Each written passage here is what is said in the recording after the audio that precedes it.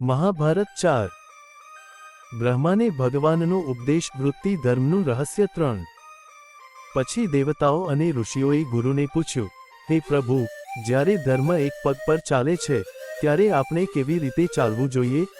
મને આ કહો. ભગવાને જવાબ આપ્યો, હે દેવતાઓમાં શ્રેષ્ઠ, જ્યાં પણ વેદ, યજ્ઞ, તપ, સત્ય, ત્યાગ, અહિંસા અને ધર્મનો ઉપદેશ આપવામાં આવે છે, ત્યાં તમારે સેવા કરવી જોઈએ. કોઈ અધર્મ તમને સ્પર્શે નહીં. અવતરણ ચિહ્ન. વ્યાસે કહ્યું, ભગવાનના આદેશ મુજબ દેવતાઓ અને ઋષિઓએ ભગવાનની પૂજા કરી અને તેઓ જેટલા ઈચ્છે તેટલા દેશોમાં ગયા. જ્યારે દેવતાઓ ગયા ત્યારે ફક્ત બ્રહ્મા જ રહ્યા. અનિરુદ્ધના રૂપમાં ભગવાન એક મહાન ઘોડાના મુખ સાથે તેમની સમક્ષ પ્રગટ થયા. તે સમયે તેઓ શંખ વેદનો પાઠ કરી રહ્યા હતા. તેમની પાસે પાણીનો ઘડો અને ત્રિશૂળ હતો. અનંત હયગ્રીવને જોઈને વિશ્વના સર્જનહાર અને શાસક બ્રહ્માએ વિશ્વના કલ્યાણની ઈચ્છા રાખીને હાથ જોડીને તેમની સમક્ષ પ્રણામ કર્યા. ભગવાને તેને ભેટી પડ્યો અને કહ્યું, ભગવાનના શબ્દો, હે બ્રહ્મા, બ્રહ્માંડના કાર્યો અને નિયમોનું તેમના યોગ્ય ક્રમમાં ચિત્કાર કર. તું બધા જીવોના પિતા છો, તું સમગ્ર બ્રહ્માંડના સ્વામી અને શિક્ષક છો. હું તને મારો બોજ સોંપીશ અને યોગ્ય વલણ અપનાવીશ. જ્યારે હું જોઉં છું કે તું દેવતાઓનું કાર્ય કરી શકતો નથી, ત્યારે હું તને આત્માનું જ્ઞાન શીખવા માટે પ્રગટ થઈશ. આટલું કહીને હયગ્રીવ ત્યાં અંતર્યમ બન્યા. બ્રહ્મા તેમના આદેશનું પાલન કરીને ટૂંક સમયમાં જ પોતાના લોકમાં ગયા. આમ આ મહાન અને શાશ્વત પદ્મનાભ ત્યાગનો શ્રેષ્ઠ બન્યો. તે શાશ્વત અને શાશ્વત ત્યાગી છે, અવિનાશી ધર્મનો આશ્રય. તે વિશ્વનો સર્જક છે, વિશ્વના ધર્મનો સ્થાપક છે. તે આદિ, તેનો મધ્ય, તેનો અંત છે. તે પદાર્થનો સ્ત્રોત છે, તેનું હૃદય છે. તે સર્જક છે, તેનું કાર્ય છે. એક યુગના અંતે તે બધા જગતનો નાશ કરે છે અને નિષ્ક્રિય થઈ જાય છે.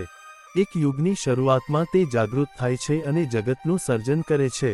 તે મહાન, શુદ્ધ પરમ ભગવાનને નમસ્કાર. તે વિશ્વનું સ્વરૂપ અને બધા દેવતાઓનું નિવાસ સ્થાન છે. તે મહાનના સ્વામી, બધા રુદ્રોના પતિ છે. આદિત્યોના સ્વામી, વાસુદના સ્વામી, અશ્વિન અને મરુત બંનેના સ્વામી, વેદોના નેતા, વેદાંગોના નેતા, સમુદ્રમાં શાશ્વત નિવાસ કરનાર, હરિ, લાંબા વાળવાળા, શાંતિપ્રિય, બધા જીવોને મુક્તિનો માર્ગ બતાવનાર, કપાર્તી, વરાહ, એક શિંગડાવાળો, જ્ઞાની, સર્વવ્યાપી, હયગ્રીવ, ચાર મુખવાળો, રહસ્યમય, જ્ઞાનનો દ્રષ્ટા, અક્ષર. અક્ષર, આ અમર ભગવાન ઝડપી ગતિએ બધે ફરે છે. તે પરમ બ્રહ્મ છે જેને જ્ઞાનની આંખથી ઓળખવા જોઈએ. મેં તેમને જ્ઞાનની આંખથી ઓળખ્યા છે. મેં આ કહ્યું છે કારણ કે તમે સાંભળ્યું છે. હે શિષ્યો, મારા શબ્દો અનુસાર કાર્ય કરો. ભગવાન હરિની સેવા કરો. વેદોના શબ્દોથી તેમના વિશે ગાઓ. નિયમો અનુસાર તેમની પૂજા કરો. વૈશંપાયને કહ્યું, હે રાજા, વેદ વ્યાસે આ શબ્દો તેમના બધા શિષ્યો અને તેમના સૌથી સમર્પિત પુત્ર શુકુને કહ્યા.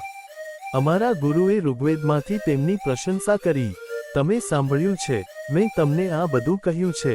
દેવતાઓના ગુરુએ આમ ભગવાનની પૂજા કરતા આનંદિત હૃદયથી કહ્યું, જે આ સાંભળે છે, જે કહે છે, તે મોહથી મુક્ત થાય છે, ભક્ત બને છે, સ્વરૂપમાં શક્તિ પ્રાપ્ત કરે છે, બીમાર લોકો તેમના રોગોથી મટાડાય છે, બંધનો બંધનથી મુક્ત થાય છે, કામાતુર લોકોની ઈચ્છાઓ પૂર્ણ થાય છે, જે લાંબા આયુષ્યની ઈચ્છા રાખે છે તેને લાંબુ આયુષ્ય મળે છે. બ્રાહ્મણ બધા વેદોમાં નિપુણ બને છે, ક્ષત્રિય સફળતા પ્રાપ્ત કરે છે, વૈશ્યને પુષ્કળ ધન મળે છે, શૂદ્રને સુખ મળે છે, નિસંતાન વ્યક્તિને પુત્ર મળે છે, કુંવારી સ્ત્રીને તેનો ઈચ્છિત પતિ મળે છે, ગર્ભવતી સ્ત્રી આનંદથી પુત્રને જન્મ આપે છે, વંધ્ય સ્ત્રીને પુત્ર અને પૌત્રો પ્રાપ્ત થાય છે. જે આ કરે છે તે સુરક્ષિત રીતે માર્ગ પાર કરે છે. જેની ઈચ્છા કનીપણ માટે હોય છે તે ચોક્કસપણે પૂર્ણ થાય છે. ભગવાનનો મહિમા ગાનાર ભક્ત મહાન ઋષિઓના શબ્દો અને ઋષિઓ અને દેવતાઓના મેળાવડાની વાર્તાઓ સાંભળે છે અને અનંત આનંદ અનુભવે છે. ભગવાને અર્જુનને પોતાના નામની ઉત્પત્તિ અને મહત્વ વિશે કહ્યું. જનમેજયે કહ્યું, પૂજ્ય સ્વામી, મને વ્યાસે પોતાના શિષ્યો સાથે મધુસૂદનની સ્તુતિ કરતી વખતે જે નામોનો ઉપયોગ કર્યો હતો તેનો અર્થ કહો. પ્રજાપતિના પતિ શ્રી હરિનું આ નામ અને મહત્વ સાંભળીને અને સમજીને હું શ્રી સચ્ચંદ્રની જેમ શુદ્ધ બનવા માંગુ છું. વૈશંપાયને જવાબ આપ્યો, જ્યારે શ્રી હરિએ ગુણો અને કાર્યો અનુસાર તેમના નામનો અર્થ સમજાવ્યો, ત્યારે શત્રુ યોદ્ધાઓનો સંહાર કરનાર અર્જુને મહાત્મા કેશવને પૂછ્યું, હે ભગવાન, હે સર્વ જીવોના સર્જનહાર, હે સર્વ જીવોના સર્જનહાર, હે જગતના સ્વામી, હે જગતના સ્વામી, હે જગતના નિર્ભય, હું તમારા નામોનો અર્થ સાંભળવા માંગુ છું, જે મહાન ઋષિઓ દ્વારા ઉચ્ચારવામાં આવ્યા છે અને જે વેદ અને પુરાણોમાં ક્રિયાના લક્ષણો છે. હે પ્રભુ, શું બીજું કોઈ આ નામોનો અર્થ સમજાવી શકે નહીં? ભગવાને અર્જુનને કહ્યું, હે અર્જુન, ઋગ્વેદ, યજુર્વેદ, અથર્વવેદ, સામવેદ, પુરાણો, ઉપનિષદો, જ્યોતિષશાસ્ત્ર, સાંખ્ય, યોગશાસ્ત્ર અને આયુર્વેદમાં મહાન ઋષિઓએ મારા ઘણા નામોનો ઉલ્લેખ કર્યો છે. તેમાંથી કેટલાક મારા ગુણોનું વર્ણન કરે છે અને કેટલાક મારા કાર્યોનું વર્ણન કરે છે. હે શુદ્ધ અર્જુન, હું તમને કર્મોના નામોનો અર્થ કહીશ, શુદ્ધ મનથી સાંભળો. શું સ્મૃતિના ઋષિઓએ કહ્યું ન હતું કે તમે મારી પત્ની છો? મહાન અવતારધારી નારાયણને નમસ્કાર, જે વિશ્વ સ્વરૂપ છે, નિરાકાર અને ગુણો વિના. બ્રહ્મા તેમની દયાથી જન્મ્યા હતા, રુદ્ર તેમના ક્રોધથી જન્મ્યા હતા. તે પરમ અસ્તિત્વ છે, 8 ગુણો ધરાવતો સત્ય છે, તે મારો પરમ સ્વભાવ છે, દિવ્ય જગત પણ તેમનું છે. તેમના યોગનો સ્વભાવ, એટલે કે તેમના કપાળમાંથી તે રુદ્ર, ક્રોધી અને વિનાશક, દિવસનો નાશ કરવા માટે જન્મ્યા છે. હે પાંડવો, હું સમગ્ર વિશ્વનો આત્મા છું, તેથી હું રુદ્ર આત્માની પૂજા કરું છું. જો હું શિવની પૂજા ન કરું, જે પૂર્વ દેવતાઓમાં મુખ્ય છે, જે શ્રેષ્ઠ વરદાન આપનાર છે, તો કોઈ તેમની પૂજા કરી શકશે નહીં. લોકો મારા શબ્દોનું પાલન કરે છે, શું શબ્દોનું સન્માન કરવું જોઈએ? તેથી હું તેમની પૂજા કરું છું. જે તેમને જાણે છે તે મને જાણે છે, જે તેમનું પાલન કરે છે તે મને અનુસરે છે. રુદ્ર, નારાયણ આ બે એક સત્ય છે, બધા કાર્યોમાં એક છે. શું મને બીજું કોઈ વરદાન આપી શકાય નહીં? મનમાં આ વિચારીને હું સુપ્રસિદ્ધ રુદ્ર મને ને મારા પુત્ર તરીકે પૂજું છું. શું વિષ્ણુ તેમના આત્મા સિવાય બીજા કોઈ દેવની પૂજા કરે છે? તેથી જ હું રુદ્રની પૂજા કરું છું. બ્રહ્મા, રુદ્ર, ઇન્દ્ર આ દેવો અને ઋષિઓ, દેવતાઓ અને ઋષિઓ નારાયણની પૂજા કરે છે, જે પરમ દેવ છે, જે આવનાર છે, જે હવે છે અને જે હશે તે બધા માટે. વિષ્ણુ સર્વોચ્ચ છે, સેવક છે, ઉપાસક છે, જે યજ્ઞ કરે છે. વિષ્ણુની પૂજા કરો, જે શરણાગતિ આપે છે, જે વરદાન આપે છે તેની પૂજા કરો, જે યજ્ઞનો આનંદ માણે છે તેની પૂજા કરો. 4 પ્રકારના લોકો મારા ભક્ત છે, તેમાંના એકાંત, અનન્ય દેવતાઓ શ્રેષ્ઠ છે, કારણ કે હું તેમનો કર્તવ્ય છું. તેઓ કોઈ પણ ઈચ્છા વિના પોતાનું કર્તવ્ય બજાવે છે. બાકીના 3 શિષ્યો પણ દુષ્ટ છે, તેઓ ધર્મથી પતન પામ્યા છે, પરંતુ જ્ઞાની પુરુષ શ્રેષ્ઠ છે. જ્ઞાની પુરુષ બ્રહ્મા, નીલકંઠ કે અન્ય કોઈ દેવની પૂજા કરે, તે મને, પરમાત્માને પ્રાપ્ત કરે છે. જુઓ, મેં તમને મારા ભક્તો વિશે આ ખાસ વાત કહી છે. હે ગૌતમ, તમને અને મને નરનારાયણ માનવામાં આવે છે. આપણે હવે વિશ્વનો ભાર ઘટાડવા માટે માનવ શરીર ધારણ કર્યું છે. હું આધ્યાત્મિક યોગોને જાણું છું. હું જાણું છું કે હું કોણ છું અને હું ક્યાંથી આવ્યો છું. જે ધર્મ મૃત્યુ તરફ દોરી જાય છે અને જે ધર્મ સમૃદ્ધિ તરફ દોરી જાય છે તેને મનુષ્યાયન ધ્યેય તરીકે ઓળખવામાં આવે છે. આ શાશ્વત હું છું. આ પિતાનો સાર છે અને માણસોનો દાતા પણ છે, કારણ કે ભૂતકાળમાં આ મારું નિવાસસ્થાન હતું. હું નારાયણ છું. જેમ સૂર્ય આખી પૃથ્વીને તેના કિરણોથી ઢાંકે છે, હું આખા વિશ્વને ઢાંકું છું અને બધા જીવોમાં રહે છે, તેથી હું વાસુદેવ છું. હે ભારત, હું બધા જીવોનું સ્થળ છું. હું જન્મ અને મૃત્યુનું કારણ છું. હું દેવતાઓના જગતમાં વ્યાપી રહ્યો છું. હું બધાથી ઉપર છું, કારણ કે હું બધા જીવોથી ઉપર છું. હું વિષ્ણુ છું. જે લોકો ધર્મ દ્વારા પૂર્ણતા શોધે છે, જેઓ દેવતાઓ, પૃથ્વી અને આંતરિક જગતમાં પૂર્ણતા શોધે છે, તેઓ તેમની પૂજા કરે છે. તેથી હું દામોદર છું. ખોરાક, વેદ, દેવા અને અમૃતને પૃષ્ણી કહેવામાં આવે છે, કારણ કે આ હંમેશા મારા પેટમાં હોય છે. હું પૃષ્ણીનો ગર્ભ છું. ઋષિઓ મારા વિશે કહે છે, ભવિષ્યમાં પતિત ત્રિમૂર્તિનું રક્ષણ કરો, કારણ કે એક અને બેએ તેનો નાશ કર્યો છે. જ્યારે તેઓએ મને ભવિષ્યમાંથી પૃષ્ણી તરીકે બોલાવ્યો, ત્યારે બ્રહ્માના પુત્રનો ઉદ્ભવ થયો. સૂર્ય, અગ્નિ અને ચંદ્રના કિરણો જે વિશ્વને ગરમ કરે છે તે મારા વાળ છે, કારણ કે હું તેમાંથી પસાર થાઉં છું. સર્વશક્તિમાન ઋષિઓ મને કેશવ કહે છે.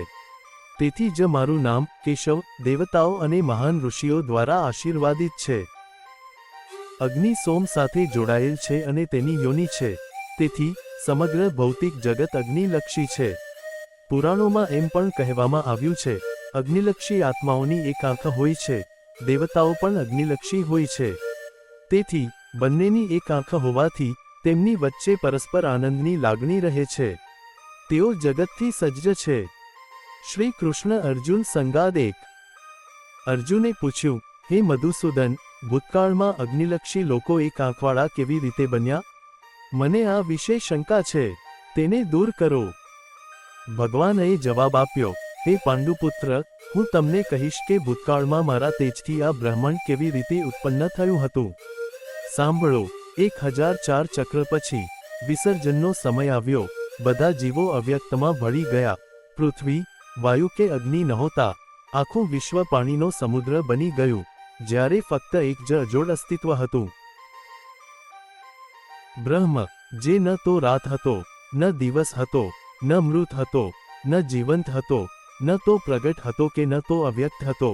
આ અવસ્થામાં નારાયણના ગુણોનું નિવાસ સ્થાન, અવિનાશી, અવિનાશી, અજ્ઞાત, અશક્ય, સત્ય, અહિંસક, વિચારનું રત્ન, વિવિધ વૃત્તિઓથી સંપન્ન, અજેય, નાશવંત, અવિનાશી, નિર્જીવ, સર્વવ્યાપી, સર્વશક્તિમાન, શાશ્વત. અંધકારથી અવિનાશી ભગવાન હરિ પ્રગટ થયા. આ માટે એક શ્રુતિ વૈદિક સ્ત્રોત પણ છે. નાસિતહો ન રતિર્ચિન્ના સદાસિન્ના સાદસી તમ એવ પુરસ્તાદભવત વિશ્વરૂપમ એસા વિશ્વરૂપસ્ય રજની. વિનાશ સમયે ન તો દિવસ હોય છે કે ન તો રાત, ન તો મૃત્યુ હોય છે કે ન તો અમૃત. ફક્ત અંધકાર હોય છે. બ્રહ્મના બધા સ્વરૂપોમાં રાત્રિ હોય છે. આ શ્લોકનો અર્થ છે. ચાલો આપણે ફરીથી અર્થ સમજાવીએ. બ્રહ્માના ગર્ભમાંથી જન્મ લેવા માટે અંધકારમાં જન્મેલા પુરુષે બાળકોને જન્મ આપવા માટે પોતાની આંખોમાંથી અગ્નિ ખાડા બનાવ્યા. ભૂત્સર્કાની રચના પછી બ્રહ્મા અને ક્ષત્રિયોનું નિર્માણ પ્રજનન પ્રક્રિયા દ્વારા થયું. સોમ બ્રહ્મા છે, બ્રહ્મા બ્રહ્મા છે, અગ્નિ ક્ષત્રિય છે. બ્રહ્મા ક્ષત્રિયો કરતાં વધુ શક્તિશાળી છે કારણ કે તે સમગ્ર વિશ્વમાં જાણીતા છે. બ્રહ્મા કરતાં મહાન કોઈનું સર્જન પહેલાં ક્યારેય થયું નથી. બ્રહ્માની હાજરીમાં એક યજ્ઞ પ્રજ્વલિત અગ્નિમાં યજ્ઞ બને છે. તેથી હું એમ કહું છું, બ્રહ્મા દિવ્ય સ્વર્ગનું સર્જન કરીને અને દિવ્ય શરીરની સ્થાપના કરીને 3 લોકને સમાવે છે. એક મંત્ર પણ છે જે આ વિચારને વ્યક્ત કરે છે. દ્વામન્ને યજ્ઞ હોત વિશ્વેશમ હિતો દેવનમ મનુષ્યાનમ સા જગતિતિ. હે અગ્નિ, તમે યજ્ઞના સ્વામી છો. તમે બધા દેવતાઓ, પુરુષો અને વિશ્વનું કલ્યાણ ઈચ્છો છો. આ સંદર્ભમાં એક કહેવત છે, વિશ્વસમને યજ્ઞ તમ હોતેતિ તમ હિતો ધવમ મનુપ્રયારજકતિતિ. હે અગ્નિ, તમે બધા યજ્ઞોના સ્વામી છો. તમે દેવતાઓ અને માણસોના જગતનું કલ્યાણ કરો છો. શું અગ્નિ યજ્ઞનો સર્જક નથી? તે અગ્નિ બ્રહ્મ છે, કારણ કે મંત્ર વિના કોઈ યજ્ઞ નથી, માણસ વિના કોઈ તપ નથી. દેવતાઓ, પુરુષો અને ઋષિઓની પૂજા અગ્નિ સાથે મિશ્રિત મંત્રો દ્વારા કરવામાં આવે છે. તેથી, હે અગ્નિ, તમને અગ્નિ યજ્ઞ માટે નિયુક્ત કરવામાં આવ્યા છે. મનુષ્યોમાંથી કોણ અગ્નિ યજ્ઞ કરવા યોગ્ય છે, એટલે કે બ્રાહ્મણ? શું તે યજ્ઞ બ્રાહ્મણને લાભ આપે છે? શું તે ક્ષત્રિયો અને વૈશ્યોને લાભ આપે છે? તેથી, ફક્ત બ્રાહ્મણો, જે અગ્નિના અવતાર છે, તેઓ જ યજ્ઞ કરે છે. તે યજ્ઞ દેવતાઓને પ્રસન્ન કરે છે, દેવતાઓ પૃથ્વીને પ્રસન્ન કરે છે. અને શતપથ બ્રાહ્મણમાં બ્રાહ્મણના મુખ વિશે પણ કહેવામાં આવ્યું છે. જે જ્ઞાની પુરુષ બ્રાહ્મણના મુખથી પ્રસાદ ચઢાવે છે, તે સળગતી અગ્નિને પ્રસાદ ચઢાવે છે. અગ્નિના અવતાર એવા વિદ્વાન બ્રાહ્મણો પણ અગ્નિના ઉપાસક બને છે. અગ્નિ વિષ્ણુ છે, તે બધા જીવોમાં વ્યાપી જાય છે અને આત્માને સમાવે છે, અને આ સંદર્ભમાં ચાણૂકકુમાર દ્વારા ગવાયેલા શ્લોકો છે. બ્રહ્માએ પ્રથમ સૃષ્ટિનું સર્જન કર્યું. જેમના માટે બ્રહ્મા સ્ત્રોત છે તેઓ અમર બને છે અને બ્રહ્માના ધ્વનિ દ્વારા સ્વર્ગમાં જાય છે. બ્રાહ્મણનું જ્ઞાન, વાણી, ક્રિયા, શ્રદ્ધા, તપ અને નામ, આમાં પૃથ્વી અને સ્વર્ગનો સમાવેશ થાય છે. સત્યથી મોટો કોઈ ધર્મ નથી, માતા જેવો કોઈ શિક્ષક નથી. આ લોક અને પરલોકમાં બ્રાહ્મણથી મોટો કોઈ સમૃદ્ધિનો કારણ નથી. જે દેશમાં બ્રાહ્મણોનો કોઈ વ્યવસાય નથી, ત્યાં તેમના રાજ્યમાં બળદ, ઘોડા કે દહીં જેવું કોઈ વાહન નથી જે બીજાને આપી શકાય. તેઓ ગુલામ, ભ્રષ્ટ અને અપમાનિત છે. વેદ, પુરાણો અને ઇતિહાસના પુરાવા અનુસાર બ્રાહ્મણો નારાયણ સ્વરૂપના સંતાન છે. તે સર્વશક્તિમાન, સર્વવ્યાપી અને સર્વવ્યાપી છે. વાણી નિયંત્રણ સમયે તે સૌપ્રથમ બ્રહ્માથી જન્મ્યા હતા, જે દાતા, વરદાન આપનાર અને દેવતાઓનો નેતા હતો. અન્ય જાતિઓ બ્રાહ્મણોથી જન્મી હતી. તેથી બ્રાહ્મણો સુરોથી શ્રેષ્ઠ છે. ભૂતકાળમાં બ્રહ્માની જેમ મેં સુર, અસુર, મહર્ષિ અને ભૂતાઓનું સર્જન, સ્થાપના અને દમન કર્યું.